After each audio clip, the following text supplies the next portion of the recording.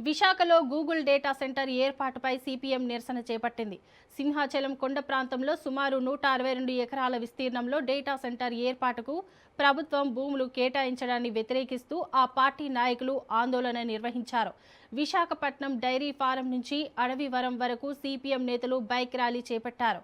Data centre నిర్మాణంలో పర్యావరణంపై ప్రభావం పడుతుందని, స్థానిక ప్రజలు ఇబ్బందులు ఎదుర్కొనే అవకాశం ఉందని సిపిఎం నేతలు ఆరోపించారు.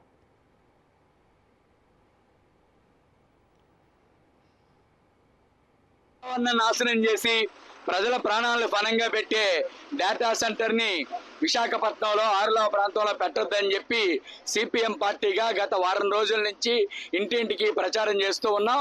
ఈరోజు సాయంత్రం ఆరులవ టిఐసి పాయింట్ వద్ద బహిరంగ సభ జరుపుతూ ఉన్నాం. ప్రభుత్వం కనుక దీన్ని విరమించుకోకపోతే పెద్ద ఎత్తున ప్రజలను కదిలించి డేటా సెంటర్కి వ్యతిరేకంగా పోరాడతామని చెప్పి తెలియజేస్తూ ఉన్నాం. దేశంలోనూ ప్రపంచంలోనూ అన్ని చోట్ల కూడా ఇటువంటి డేటా సెంటర్లు పెట్టడం వల్ల నష్టం జరుగుతుందని అన్ని రాష్ట్రాలు, ప్రపంచంలోని అన్ని దేశాలు దీన్ని వ్యతిరేకించాయి.